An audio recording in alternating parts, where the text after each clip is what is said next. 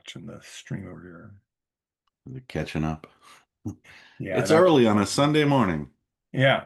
I think we are live. I think the other one is a little behind and it'll catch up. So I'll go ahead and get started. My name is Will McDermott. I am the chair of the Game Writing Committee at SFWA. With us today is Wolfgang Baur. He's going to be talking about alternatives to crowdfunding in the game space specifically.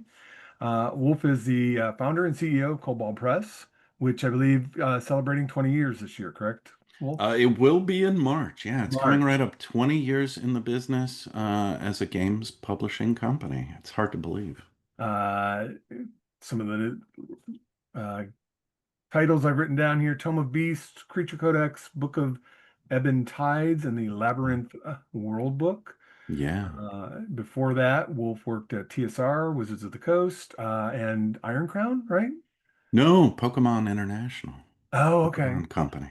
Uh, Iron Crown. Oh my God. Actually, that's true, that's Will. I, I got that out of It's true, but it's like Wikipedia, so it has to be true. 30 years ago. I think it was one of my first published credits. You caught me out. It's true. I did work for But he's worked on Dungeon Magazine, Dragon Magazine, the Planescape setting, Al Qadim, Treasures of Middle Earth, and the Dark Matter setting for Alternity.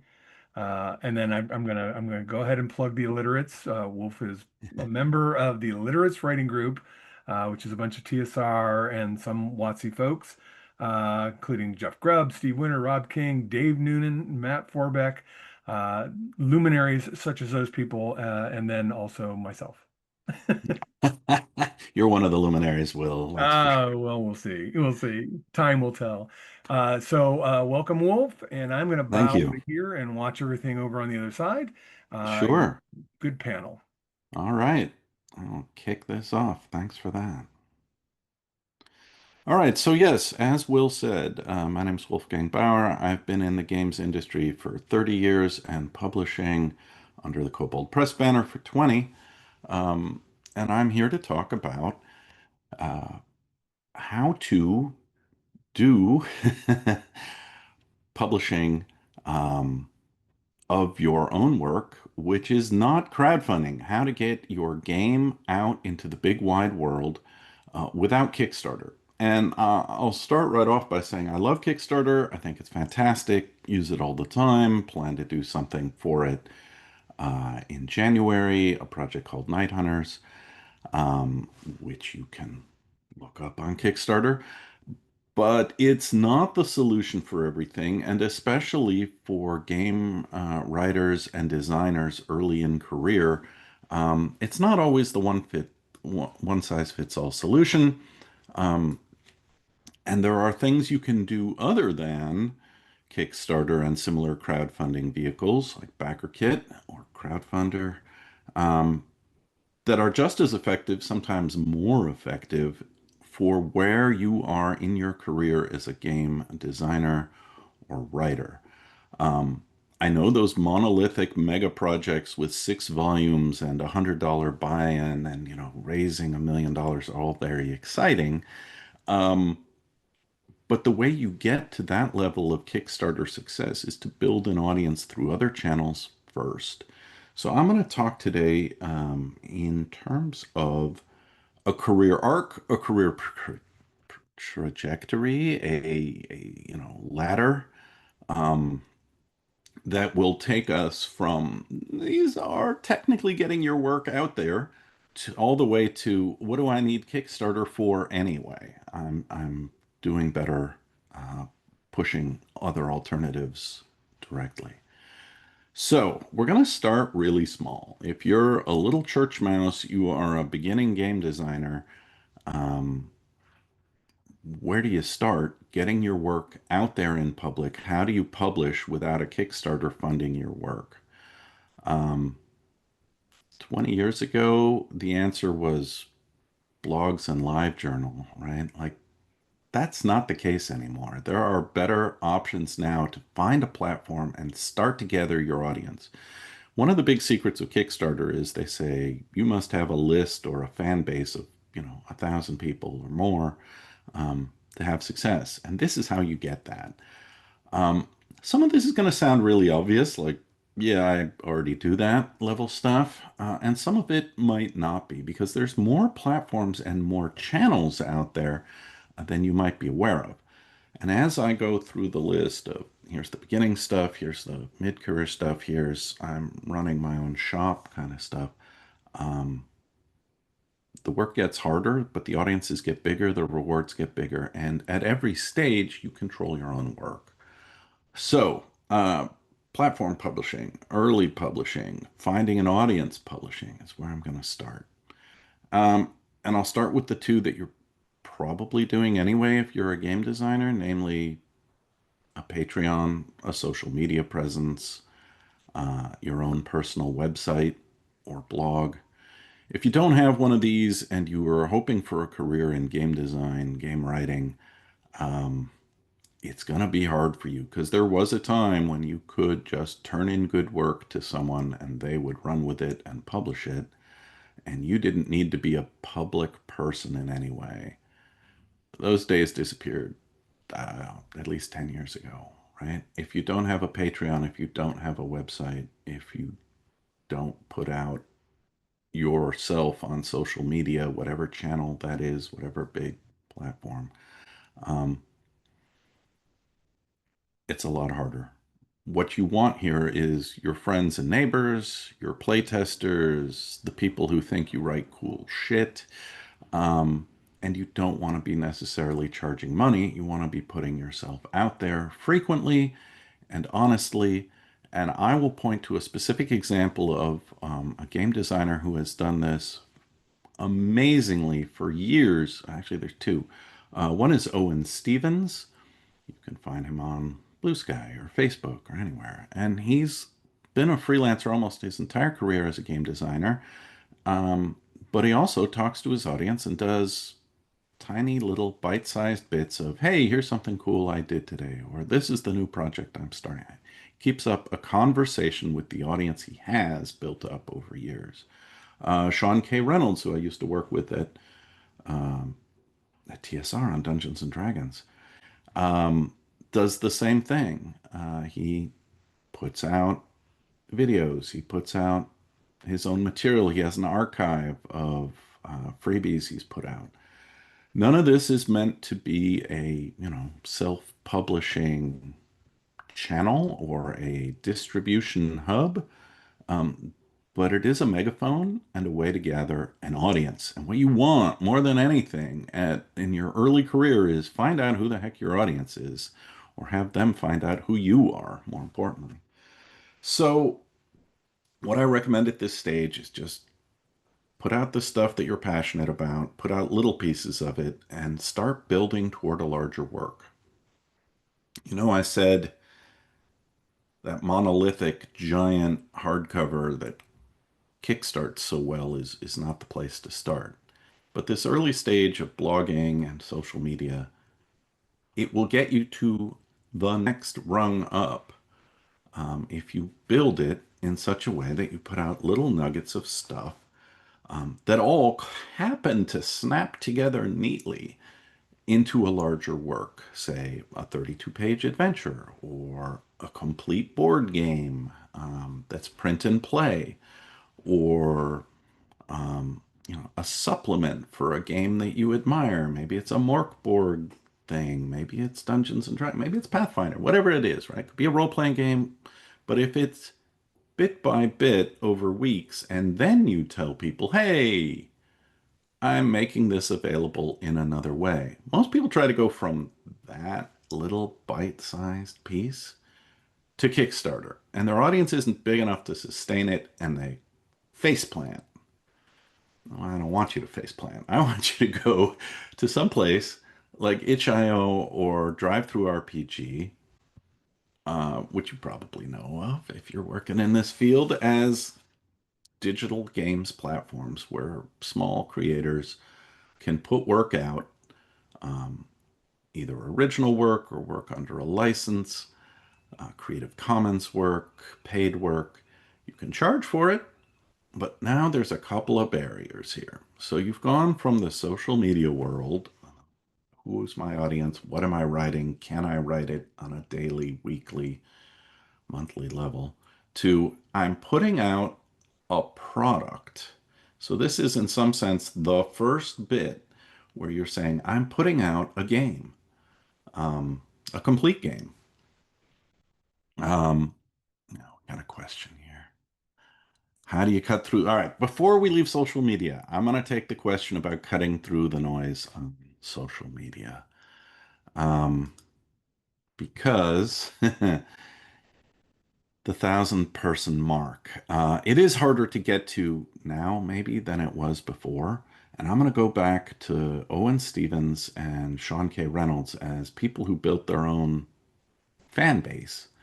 Um, it's hard to cut through that social media noise. There are a couple of things you can do, though. One is be consistent and frequent.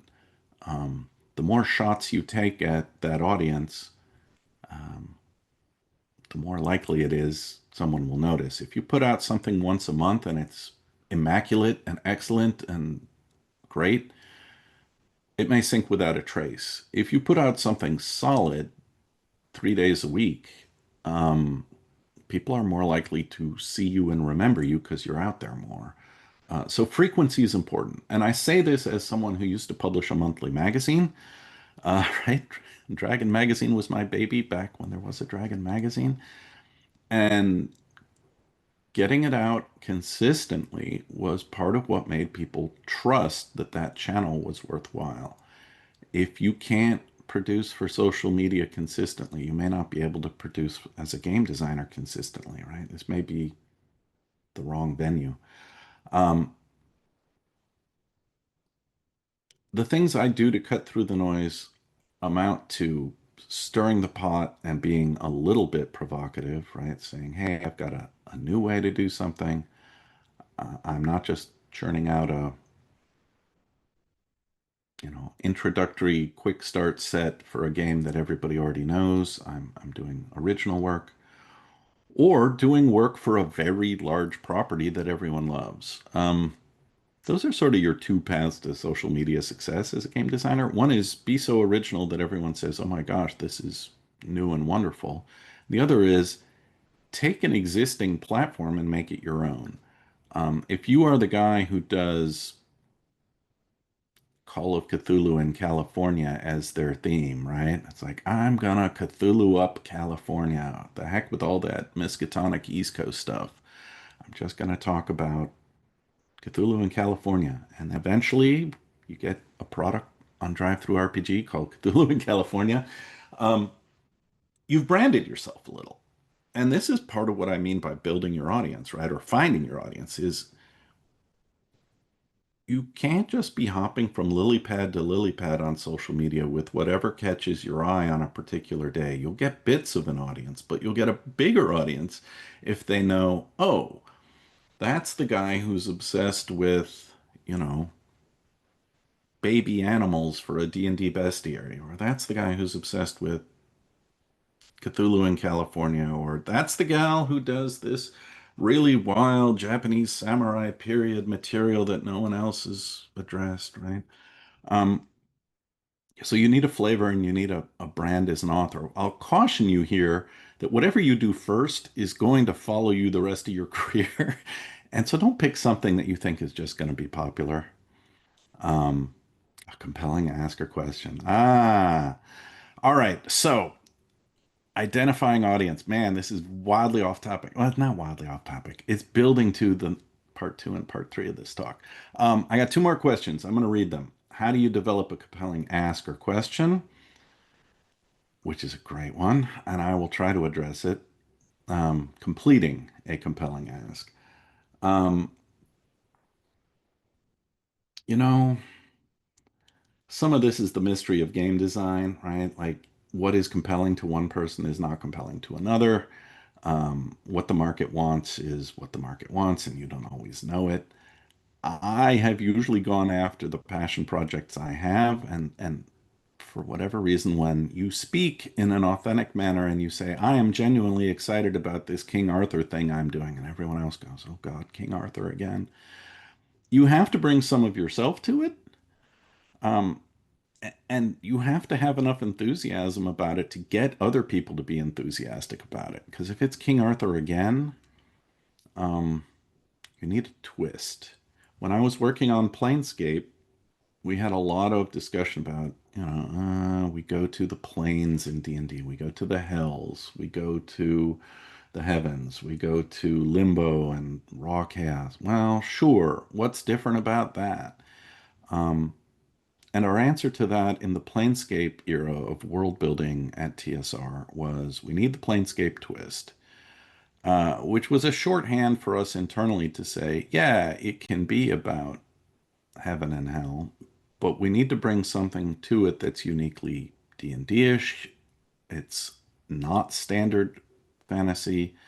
Um, it's the demon who's fallen in love with an angel that drives the plot, or it's the people who only speak in pictures who are the guardians of the city. Um, Something visually arresting, something narratively arresting. And I can't tell you what that is because you're the creator, right? But if you're excited about it, chances are someone else will be. I want to move on to the next question, which is how do you identify the audience that would be excited about your work? And here's the thing, you think you're picking the audience, but really the audience is picking you. When you're a relatively new game designer and nobody knows you, well, I just talked about pigeonholing or branding. That's kind of what you want. You want to wave a big flag that says, I love samurai of the Edo period with an unreasonable degree of love. I'm all about it. I'm making the samurai RPG that, will make everyone come to me for, I don't know, rules on this and gameplay for this and courtly intrigue in this period. Um, and the other people in the world who love that will show up. Or if you say, I have an unreasonable love of baby animals and all I'm going to do is a monster book of baby animals. The people who love baby animals will find you. That's the beauty of social media and the networked environment we're in right now. If you use tagging, hashtags, if you find the Reddit forum that is already about cute baby animals and role playing or companion animals for rangers or whatever, and you introduce yourself in those conversations as this is a topic I love, and let me tell you about my Patreon, or this is a topic I love and I've made a free thing on how to train baby owlbears, right? Um, I'm giving it away on my website. Um, Great. Basically, what you're trying to do is present the work that you are interested in Reddit forums, Discords, Facebook, Blue Sky, you know, Instagram Reels, YouTube, whatever your channel of choice is, um, in small enough bites that people get it. And you want to encourage people to reshare and like it, of course. It's all the same old social media fight. Um, but you got to put it out there and trust that people who are in that fandom will find you. All you need is a 5 or 10 super fans. And I can tell you who some of those were in the early Kobold press days, right? Like they would talk the product up to other people. And those are your best friends trying to make a career as a game designer. Because they like your work and they're willing to tell others about it. Um, yeah. So finding an audience is hard work. It isn't obvious how to do it other than to be present, be engaged. Don't always make it about a sale. Make it never about a sale. Be a fan for a year and just talk about your King Arthur meets Edo Japan game. And everyone goes, what the heck is that? Eventually, you'll either find out there's no audience for it, or you'll find 1,000 people who are like, King Arthur is a samurai epic. I never thought of that. And off you go. All right, but I got to get back to where do you go after you've built this audience, right? Like there is a point here where I said itch.io and drive through RPG are places you want to go with digital only games and a little bit of art. So the barrier to entry here, I want to be pretty clear, is you need to be set up at least mildly, as a business person with a business bank account, right? That the money, if any, from itch.io or Drive Through RPG goes to, and some sense of yourself as I'm a sole proprietor. I'm going to spend X number of hours working on this. I'm going to put the work out to the public. I'm going to have some sales. And you're not turning into a professional corporate executive with $1 million video game budget, but you should separate that money from your day job, from other things. And you should at least think about the fact that, okay, you're a creative, you are making creative work, you own it, and you're selling it to the public. Um, you know, most small creators I know either treat themselves as a sole proprietor or they incorporate themselves if they get a little bigger to have a legal body that handles the money, fame, and success that are sure to follow in the games industry. And sometimes it does. Um, so that's one thing. The other thing you're going to need at this stage is art. Um, I've seen it again and again where young game designers, even mid-career game designers, are all about the text, the rules, the mechanic, the play loop, the component list, the page count, even the maps, and they've never given much thought to the art. I'm going to be the bitter old publisher who says, I spent a lot of time looking at cover art and worrying about cover art and thinking about it because the ugly reality of every single one of these sales platforms is that you've got about a thumbnail worth of visual real estate to make your point. Um, as this is the theme of my Samurai King Arthur game. And so you need a budget for art. You need to have a friend who's an artist. You need to be, and I hate to say this, willing to use AI for art. And that's going to cost you some customers because people hate it. Um, you need to find public domain art or stock art. Stock art can be inexpensive, or second rights art, art that's been used somewhere else before. And say, this is the cover I'm writing to, and I'm going to put the title of my game on it. And that piece needs to work as a distillation of your game, your creative output, as a thumbnail about an inch tall and 3/4 inch wide. Like, go out to Drive Through RPG or HIO sometime and look at the covers. They're not huge, but they are the first impression, and they will tell your audience, is this game for me? So at that point, you are no longer just the producer of the game rules, the game mechanics, the playtest cycle. You're also the owner of the visual identity of your game. So start thinking about that at the PDF only print and play stage. I'll tell you a couple places you might find an artist willing to work for a modest beginning budget. Sometimes there are art schools and college students who are looking to build a portfolio. Sometimes there are highly professional artists who have done personal work that they've never been able to sell.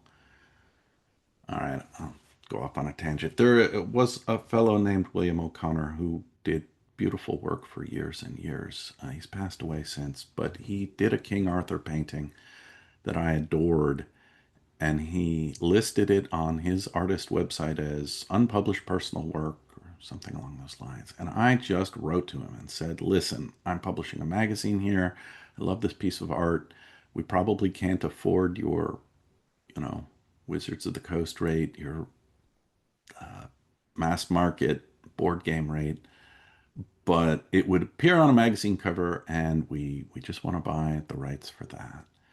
And he said, yeah, I'd love for this piece to have a wider audience. He was thinking about, I painted this. It's a very heartfelt, important painting for him. and he wanted it to go out in the world. Well, okay. So we both got what we wanted. I got a great cover one month, and he got a few $100s, but more importantly, he got several thousand magazine readers saying, "Oh, who is this guy? And what a cool piece." So you kind of need to rattle around in the art world a little, become your own art director, find a piece that kind of conveys what you want, or commission a piece if you've got the funds to do it. All right, that's my big side tangent on art, because that is a big failure point for people publishing their own work. If no one likes the look of it, it doesn't matter how well it reads. Okay, but I want to move on to printed games here as well. Um, we live in a digital age, but to some degree, the game's audience considers any game that exists in physical form as a more solid, better vetted, more reliable product, right? Like, I'm going to have a better time with this game because it exists in hardcover or a box set. Um, it's not always true. There's some junky stuff that appears in print. But the reality is, if exists in print, somebody paid to print it, and someone's also paying either to warehouse it or promote it, or both. So if you're doing this yourself, you don't want to be a print shop.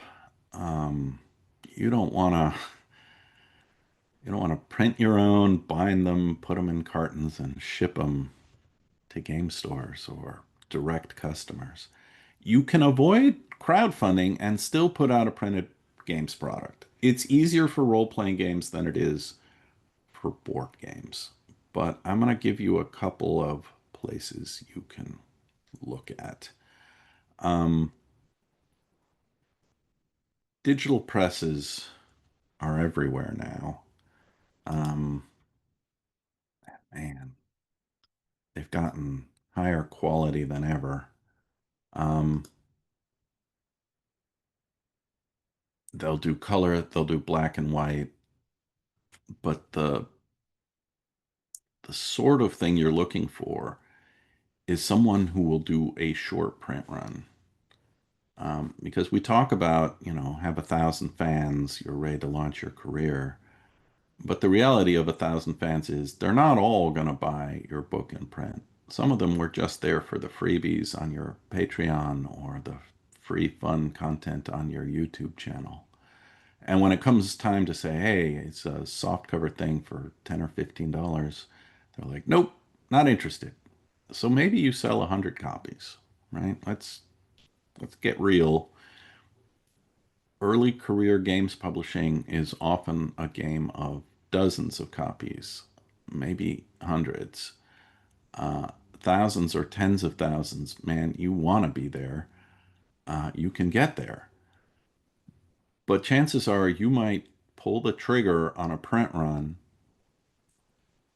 for 50 people.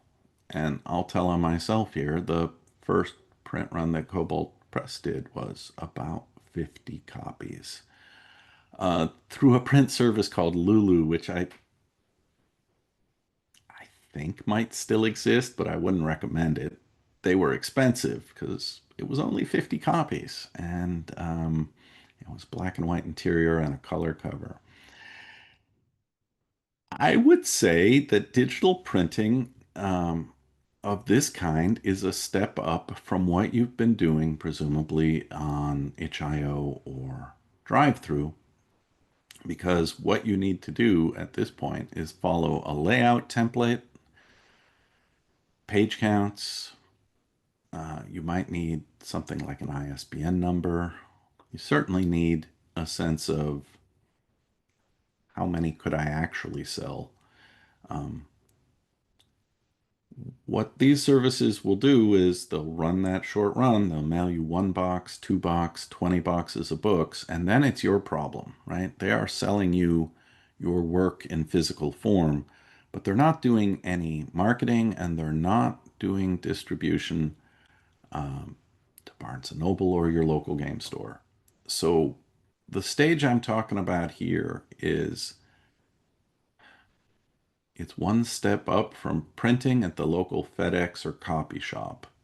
And again, I'll tell on myself and I'll say there was a point where I printed professional work for pay at the local FedEx copy shop. Um, because they would put a cover on it and they would bind it with staples, and fans were willing to pay for that. And it was sort of a subscription service, right? I know I had 120 copies that needed to go out, off they would go. Again, it's a way to build an audience, and that audience in particular was very keen on print. Um, I wouldn't jump to print too soon. I would say you've got time and career, but people want to do it. So a digital press, it could be somebody like Lulu, it could be somebody like Mixam, it could be your FedEx copy shop. Um, the other one that will do this is Amazon. They have Kindle Direct Publishing for Kindle format. In games books, I think your role-playing books might work this way. Board games, not so much. Um, yeah, so that's kind of the first rung of printed games. I want to get to the third rung of printed games. Um, let's see if there's a question first. Um, because this is often where people run into I've got a manuscript for an RPG, or I've got a map and a board game. Um, but sort of making the leap from a digital only product to a printed piece, it can be tough, right? Like at the same time, it's the place where people take you a little more seriously because you are investing money in producing your own work. Um, Crowdfunding, they always know exactly how many to print because you've got 500 backers of a board game, you print, 600 and hope you sell the others. Um, if you're doing this on your own, your best guess is your drive-through RPG sales numbers or your itch.io sales numbers will give you some idea of how many people like your games. And, you know, err on the side of caution. The beauty um, of print on demand like this is that the short print run can be repeated anytime. Um, I actually wrote a series in detail on how to set your print run. You can find it on the Kobold Press blog.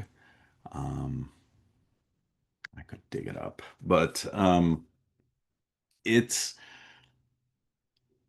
it's important to print enough to meet demand. But here's the personal nightmare of every author and game designer is, right, you wind up with a garage full of unsaleable games that you've paid for. Um, with print on demand, that never happens because you just buy 50. And if you only sell 49, you say, hey, I got a personal copy. Um, yeah. And if you sell 50 in a week, you go right back to the digital press and, the next week they print 100.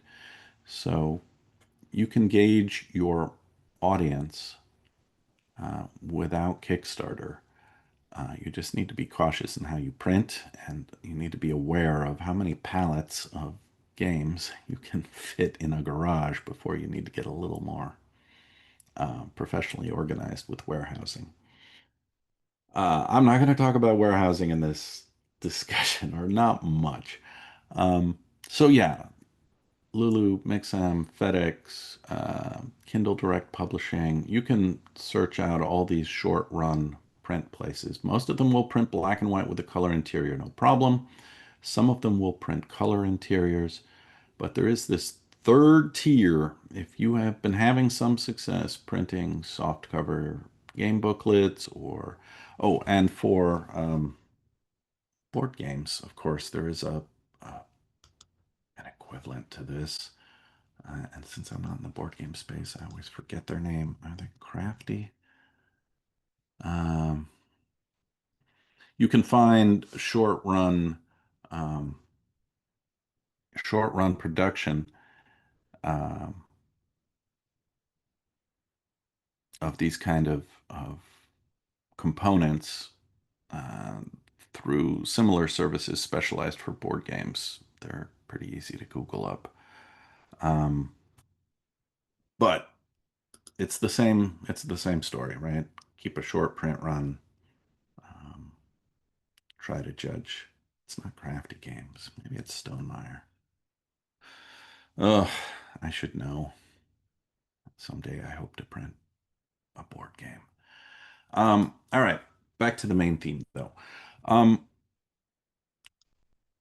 when you have a 64 or 100 page game and you've got it printed, you may say, rather than selling it directly to my fans through a Patreon or my blog, it sure would be nice if someone else helped me with the marketing and distribution. And I'm here to tell you, there are people who will take a game and put it into Barnes& and Noble for you, put it out on Amazon, and even put it in family game stores for you. And you don't need to be more than a one-person shop.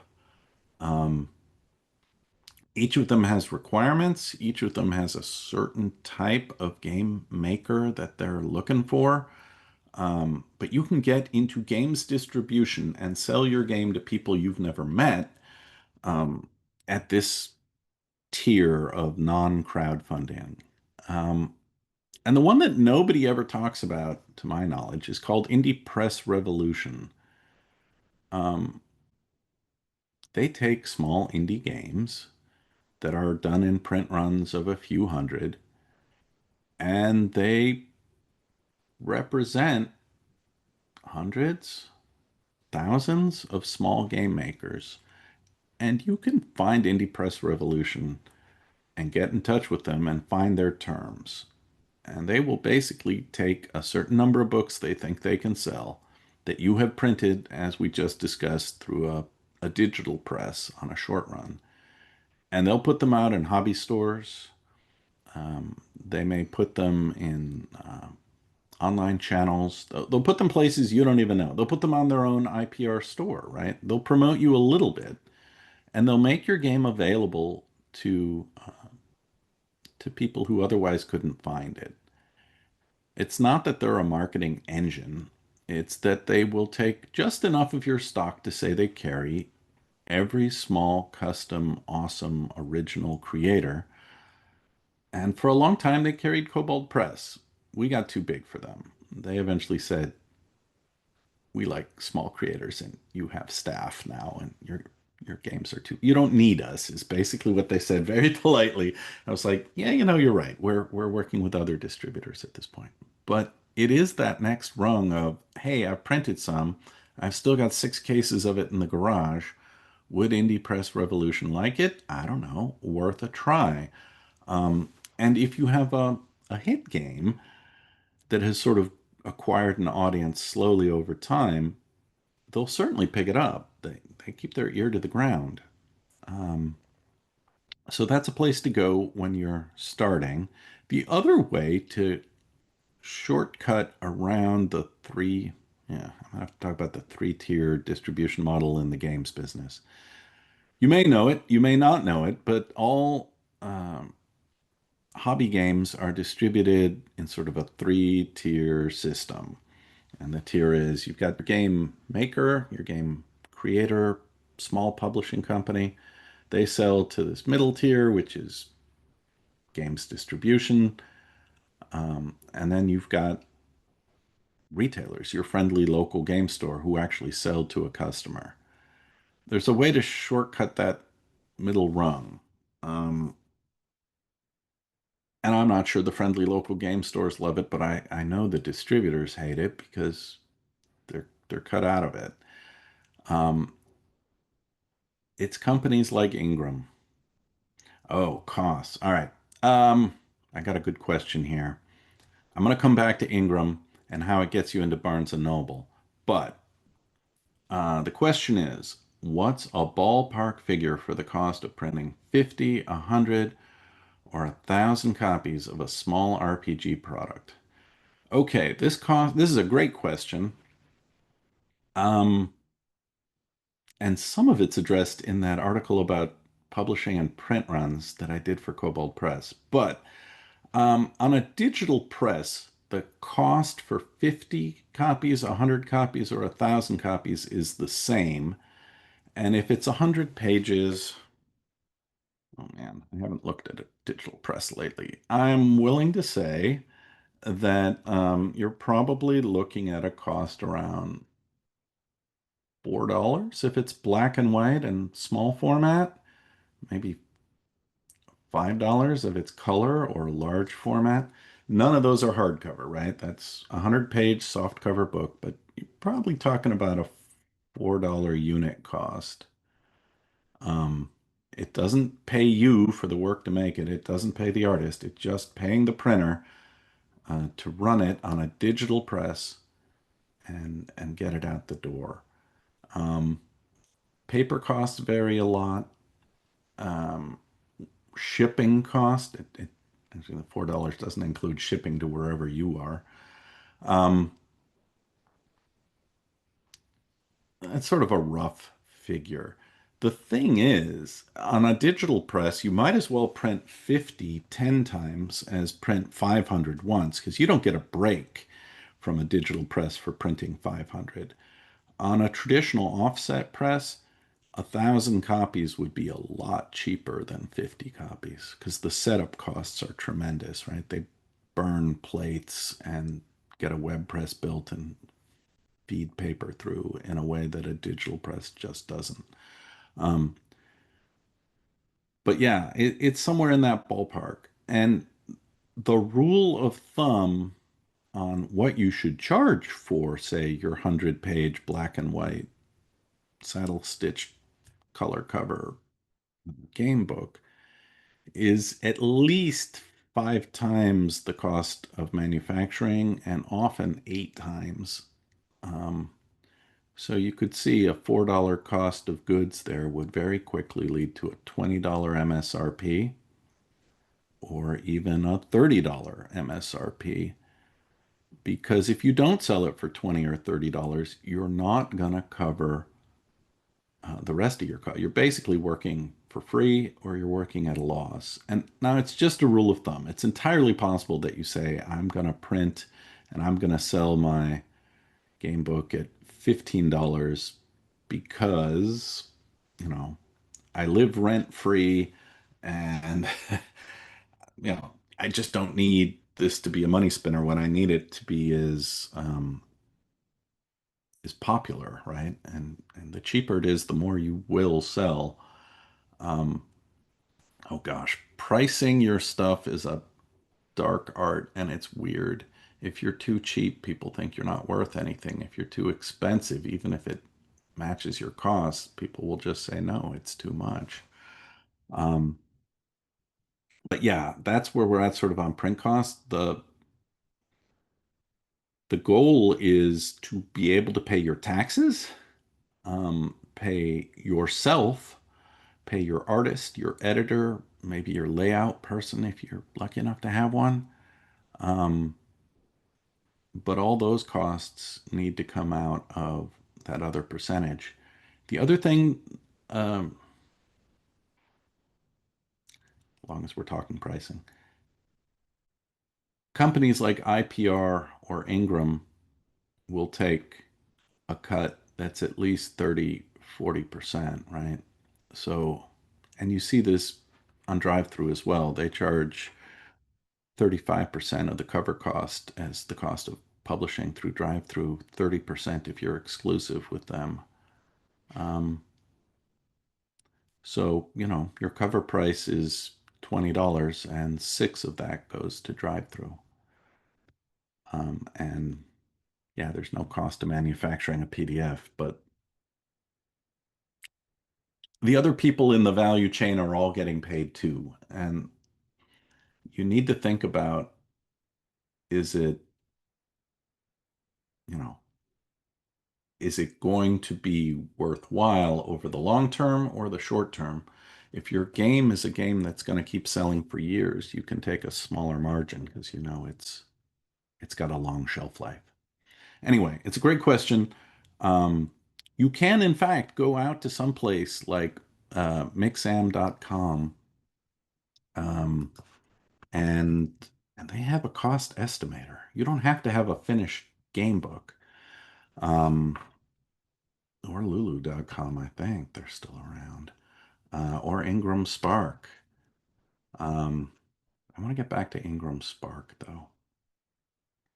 Um, so this next stage, I want to get to hardcovers because we've been talking about soft covers and small game books, and those are great, but often you'll want a game book published in hardcover, and your choices there are much smaller. A lot of the digital presses don't do hardcovers at all because they require different bindery machines, different bindery process. Um, yeah, they're just more difficult to create, so they don't. Someone like Ingram Spark, they are one of the largest book distributors around. They take stuff from, Random House or pick your favorite fiction realm. They'll take role playing games, and you can open an account with them and feed them a file, but it will be a lot less user friendly than Lulu or one of these other print on demand. Heck, it'll be less user friendly than Kindle Direct Publishing, right? Um, because they're used to dealing with people who are um, fairly press savvy, and they will ask for things like crop marks and spine widths, and you know they'll they'll get particular about paper stock and end papers and bindery, all of which you want to know if you're making a hardcover. But at that point, well, earlier I said it would be nice to know a layout person or a production person. At the point where you're going to Ingram Spark, if you are not someone very familiar with InDesign and print production, you need to find someone to help you with it, because otherwise you will just be frustrated. But once you have your game in the form that Ingram Spark wants, um, they'll produce as many as you want, and they will offer them to Follett's College Bookstore, Barnes and Noble, hell, Walmart. Anybody who sells game books can order your book from Ingram Spark, and they will do them basically in batches of 1, 2, 10, whatever the demand is. But their connections in the book industry are such that they will mail them out to Barnes and Noble.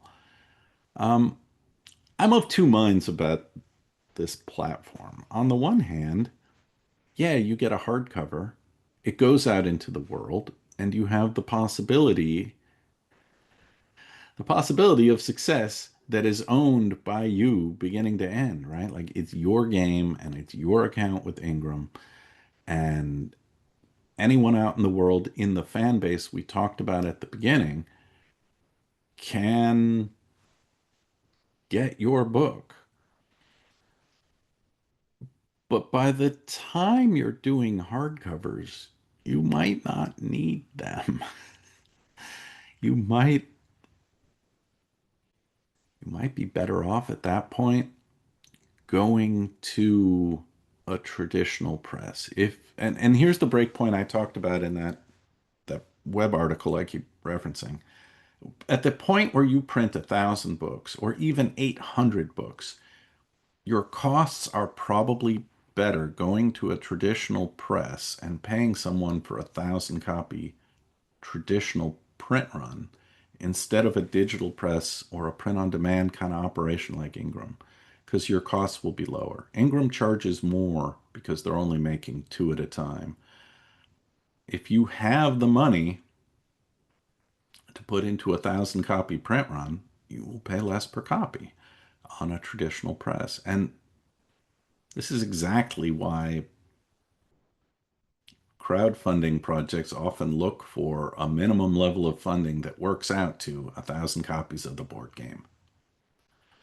I have not. All right, so there's a question about Ingram and their new marketing service. I haven't used it and I don't trust it yet. I don't know anyone who has used it. I'll tell you what happens with marketing services. You probably, if you have any level of success with a Kickstarter, with a self-published thing, with an Ingram title, even if you have no success with an Ingram title, people will come along and say, I will put you in front of the audience you want to have. Marketing services. There are thousands of them. And the problem with all of them is they are happy to take your money and claim that they are bringing you an audience. But I have been burned by some of these services who took the money and provided no audience to speak of. Um, and they go by different names, right? Like some of them are straight up ad agencies who say, we'll get you on Facebook and, you know, the New York Times and we'll get you reviewed and this, that, and the other. Others are influencers or streamers, right? Who say, well, listen, I'm looking for a sponsor for my YouTube channel and you make a kind of game I like. If you pay me X dollars, I will say you're my sponsor and promote your thing. Um, there's nothing wrong with paid advertising at a certain point in your career. You have reached all the people you can reach organically, all the people who are friends and friends of friends or super well connected online people. They've heard of you. And then you're reaching for the people who haven't heard of you, who aren't super online, who just want a fun board game or a cool new RPG adventure set in Samurai King Arthur to play on Friday night. They don't know you exist, and so you pay someone to put the word out. But my experience with a lot of them is it's wasted money, and you should be very cautious of the cold calls and the cold emails and the hey, I'm a hot influencer. I can make your game a hit. Um, it's possible. We've had good luck with people who've been promoting Kobold products. But yeah, it's a crapshoot, is what I'm saying. There's an old saying about advertising. Half the money I'm spending on advertising is completely wasted. I wish I knew which half. So, um, ah, there's a question on Ingram about returns. So there's two ways to go here with Ingram. Ingram Spark doesn't actually have returns because they're a print-on-demand service. You can also sign up with Ingram and just send them books that they will distribute for you, books you've printed somewhere else. But all books that you send to Ingram that way are returnable. Um, it's not something I have a lot of experience with because I've always been very cautious with print runs, so I don't get a lot of returns. But if you are swinging for the fences, and let's say you print 5,000 copies of something and you send 2,000 of them to Ingram, expecting that they will sell most of them, and the thing turns out to be a turkey, or the cover art's bad, or someone else beat you to the punch of the King Arthur Samurai book, right? Oh no, someone else published on the same topic. Um, Suddenly, Ingram may say, we are returning 1,800 of the 2,000 books you sent us. Give us a credit. And all of a sudden, you have two problems, right? You were counting on those as sales, and B, you suddenly have 1,800 books you need to warehouse somewhere. Um, Most of the game's business is not returnable. Ingram's a big exception here. I want to be clear that Indie Press Revolution, they buy your books, they own those books, and it's their problem to sell them or warehouse them. If you sell direct via your own site, a sale's a sale, maybe you get a couple returns. Ingram is Yeah, you go into Barnes and Noble maybe, but if Barnes and Noble sends them back, then you wind up crediting people for sales that didn't happen. Um, I would not go to Ingram returnable. The reason the whole games trade is non-returnable is a lot of the margins are narrow enough, and the cost of producing either a full color glossy RPG book or a full color glossy board game with meeple galore, um, yeah, they're high costs. Printing a black and white novel is actually cheaper, so they can afford more returns. Um, but yes, your bottom line can be quite affected by returns, and I would be very cautious about any deal that involves returns unless you are at a stage of your career where you are Brandon Sanderson and you can take the hit of 2,000 books coming back. Um, yeah, at that point, you're not sort of solo publishing. You've got a team. All right. I did want to get to one other side of this distribution puzzle. There's one other place you can go, and it's sort of a deal with the devil kind of place. Um, I talked about returns at Ingram and Ingram handling sales to Barnes and Noble and other places. The other place the games get sold, and again, hobby retailers hate it, but it's half the market, is Amazon. And believe it or not, you can, as a solo games creator, put a game on Amazon for sale. And you can ship them 50 copies and use the Fulfilled by Amazon service. And you need to take it down to the post office when you sell it, you know, from your own website. But if you send it to Amazon and they accept it in their warehouse and their system, um, they handle shipping it, customer service, returns, etc., and they just take their cut. So it's basically a printed games version of Drive-Through RPG or itch.io, where they handle the marketing and they handle the sale, and they just cut you a check at the end of the month for however many you sold. They don't really do returns in Amazon. What they do instead is they charge you for unsold inventory. So if you send them 2,000 books and you only sell 200, they will charge you to store the other 1,800 books. And at some point, you've paid more in warehousing fees than you can ever recoup. So I've said 3 or 4 times, be cautious about your print runs. As creators, we get excited about our own games and we think it'll sell like crazy. Everyone's going to love it. And we overprint. And then, our sins come back to haunt us because we overprinted. Um, huh. I've got a question here.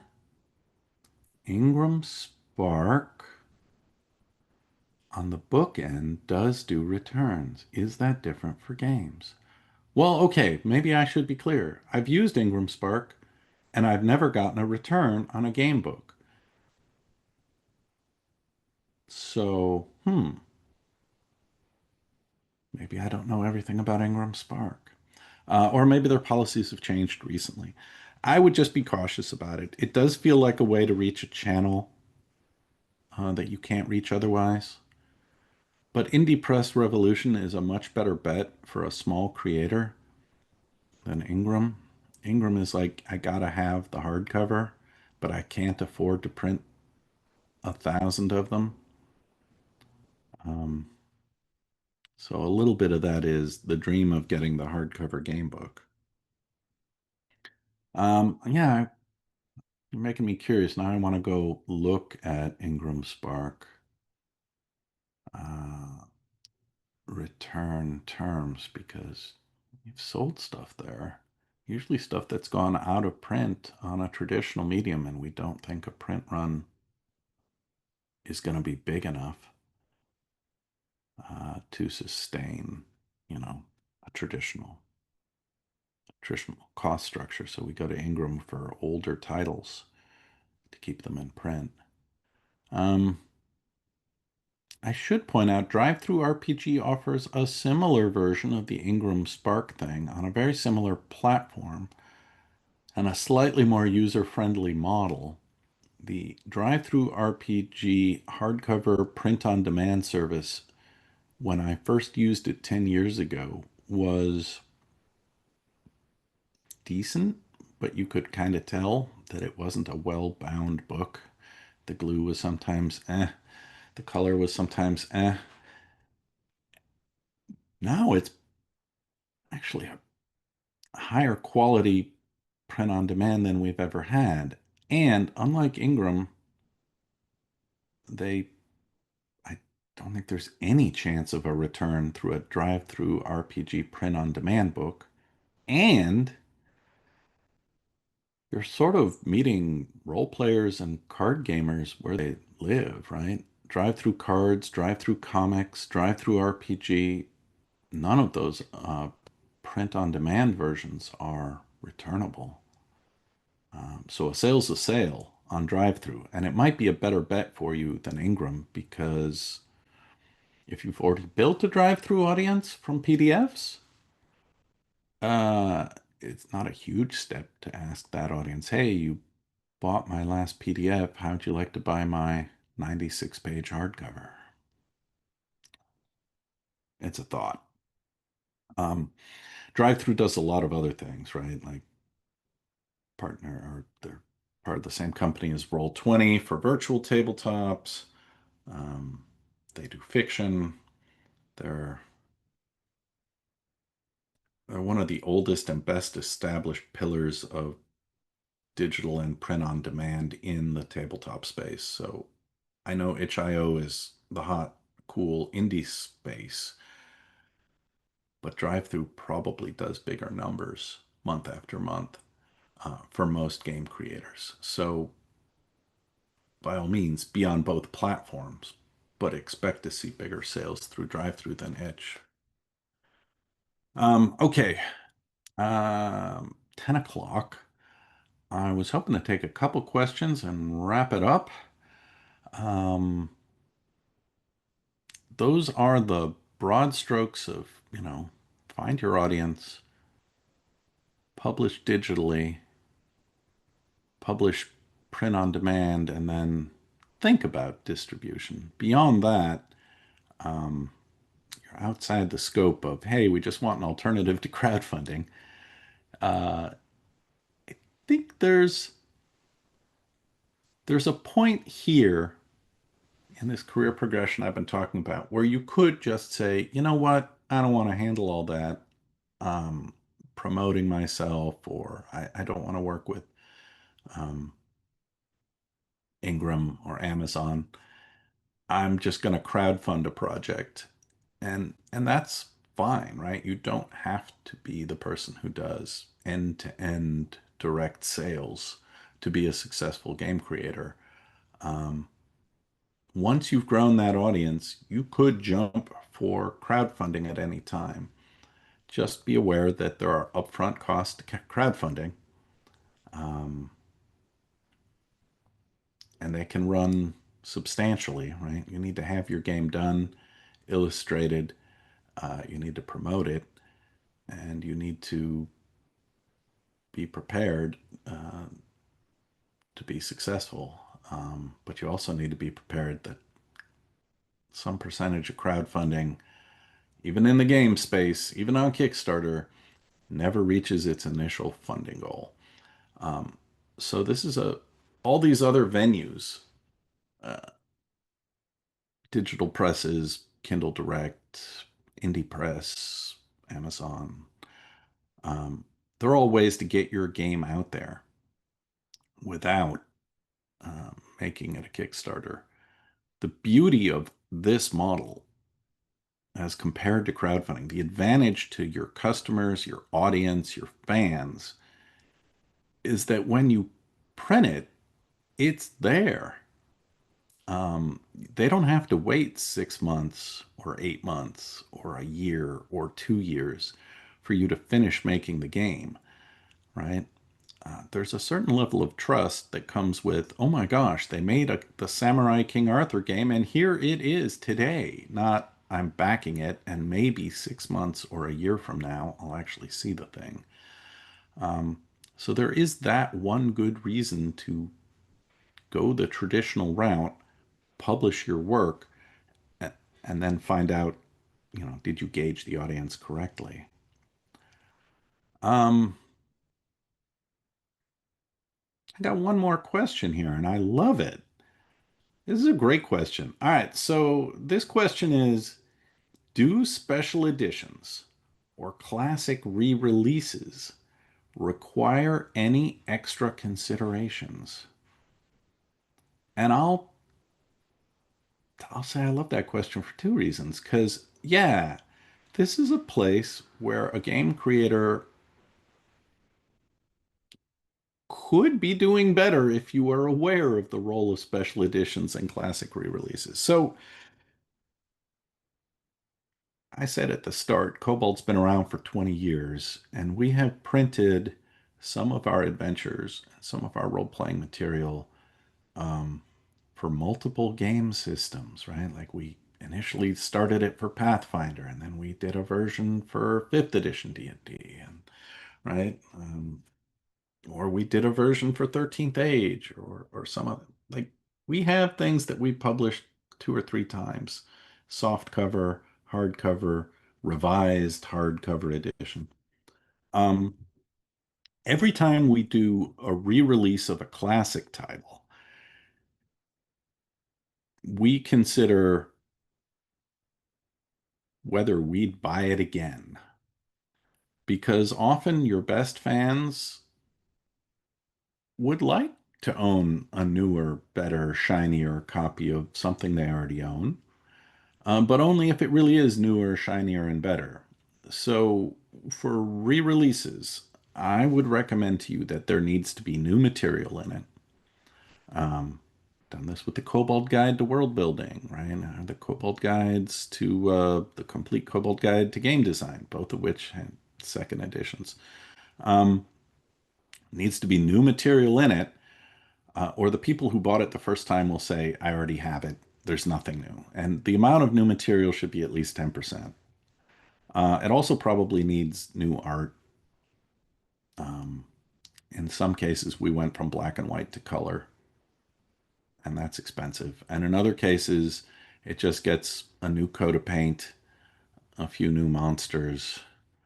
Um, it's a slightly better version of an adventure. Oh my gosh, there's one we just did re-released recently for D&D 2024.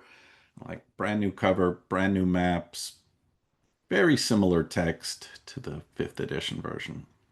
But I look at it and I'm like, wow, this is much prettier than the version we did in 2013. So yeah, classic reimaginings. You can just reprint it and hope that there's a new audience that's grown up in the last 5 years since you did the prior version, 10 years. Special editions are a different thing.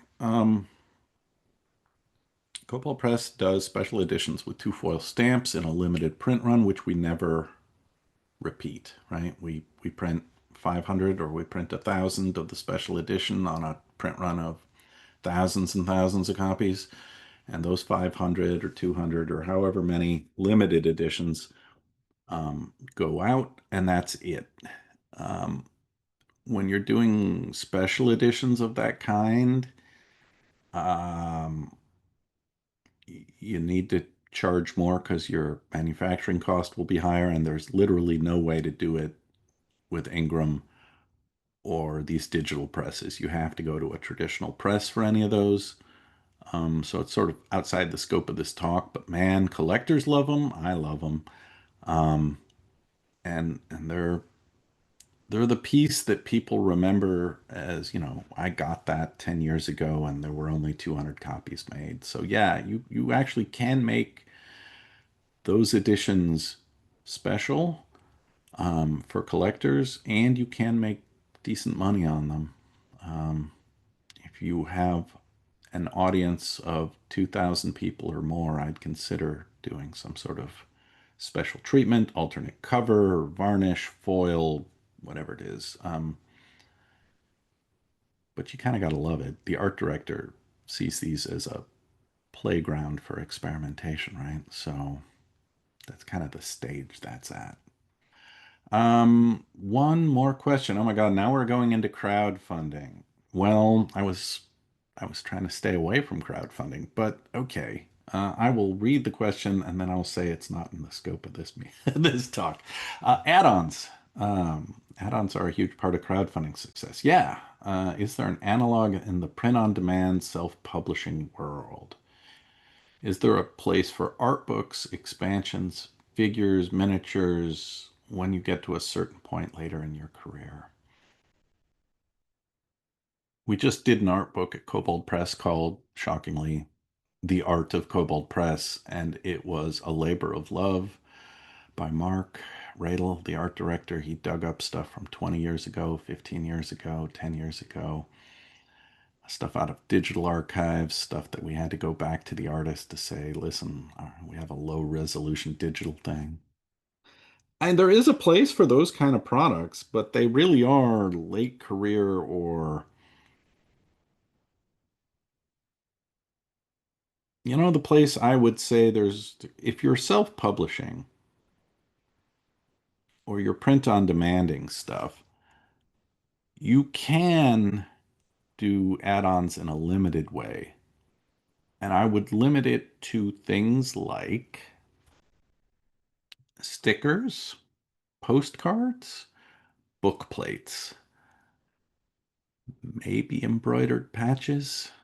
Uh, Stickers, postcards, book plates, bookmarks, they're all paper goods or close to paper goods. They all have a relatively low price point. I've seen comic book creators do this. I buy direct from some comic book creator and they'll throw a sticker in, or they'll throw in a branded bookmark for the follow-up book, or what have you. Um, those are nice. Your customers certainly appreciate it. Maybe you want to go as far as putting in a six-sided die with your game with the, icon of the logo. But all those things are cutting into your margin. And add-ons kind of work in a Kickstarter where you can offer a great big bundle for the completist. But when you're self-publishing, you're sort of doing it as a customer service and a marketing or branding exercise. No one's going to pay, $10 more for the sticker. Um, you're giving them away. So I think there's a very limited space for this. You hand them out, you put the bookmark in that has all your other games listed on it, and you hope you encourage the follow-on sale. But other than that sort of marketing or branding exercise, you're not upselling as a self-published person. You're trying to win their business the first time. So, yeah, it's a limited role. I think it's an interesting question, though. I go back and forth on add-ons and Kickstarters all the time. They're a pain in the neck to fulfill and manufacture because they're almost never made by the same people who are printing the book or the game. If you're doing a card game add-on to a role-playing game or dice add-on to a role-playing game, you're probably working with two different printing presses. Mhm. Yeah, that just adds complexity and logistics that you don't need when um, when you're struggling to get out your main book to the audience you're growing. Wow, these have been great questions. Thank you for those. And I hope this has been helpful, sort of naming and showing the layers of early career, trying to find your people, trying to show them your game, trying to explain what it is you're passionate about, and getting the echo of that from the game's audience. And the echo being, hey, I'm following you, and where's your newsletter? And can I buy this direct from you? And hey, I told my friend about it, but she can't find it at her local gaming store. Could you help her out? Right? Like all those things. And then that mid career where you're actually moving into PDF and print production. That mid-career PDF and print, I threw up the flag about art costs, editing, um, maybe layout and graphics expertise. Um, at that point, you are being careful about advertising. You're trying to leverage a small audience into a bigger audience. Maybe you're spending money on an ad service, or throwing $10 at a Facebook ad just to try it out, or Google or somebody. Or maybe you just say, hey, I'm going to start a YouTube channel and talk up my own stuff there, not just on my Patreon. There's a balancing act for every creator who is do it yourself to one degree or another. And that balancing act is, how much time am I spending promoting and printing and shipping stuff versus how much time am I spending making the next thing? And I ran into this trap at one point at Kobold Press where I couldn't create any new games myself. And I said, I'm enjoying the process of fulfilling and printing and all that. It's fun to learn, but I at some point said I need to hire some help and I need to carve out X number of hours um, to make my own stuff, or it won't happen. Um, so I think we're down to the last couple minutes.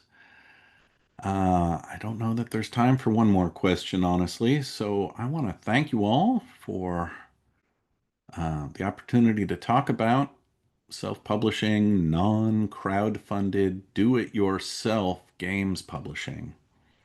Um, there's a lot of places to be, right? You can be an early creator fighting for your audience. You can be a mid-career person looking to break into a bigger space. Or you can be a big shot who's always been working on some company payroll, right? Like you've always worked at a games company and never published your own thing independently. Hey, you probably already have the audience part, but you could do your own thing and you just got to prioritize it. So, thank you all for listening. Thank you to SFWA for making it possible. And I hope to talk games with many, many, many of you. Um, Out at Kobold Press, down at the show floor at Gen Con, wherever you are. This is a field I love. Kobold Press in particular has as part of its mission helping homebrewers make their own games better and helping creators who are new get a start. And I'm going to share one last thing here before we're out of time. One of the things Kobold Press does every year is it does open calls where we publish new faces under the Kobold Press banner. It's a paying gig, and the next one's coming in January, about a month from today. The Night Hunters Kickstarter, I know, Kickstarter, is going to have an open call, and it is up in the sort of notification pre-launch stage. And if you want, it's a pay-to-play thing. You got to back at like $1 or $10, some level, but then you can pitch your adventure, pitch your game idea. Kobold Press prints them. And I'll tell you, we do this every year. So we used to do it every single project. We get dozens or hundreds of entries. And some of the people who publish with Kobold Press first go on and become independent creators, but it gives them the confidence to move on and do it. All right, I'm out of time. I hope all of you make glorious games. I hope I get to buy some of them from Itch, from Drive-Thru, down at my local GameStop, or from the booth where you're shilling it hard at Gen Con. I just want to see your stuff. Thanks, everybody.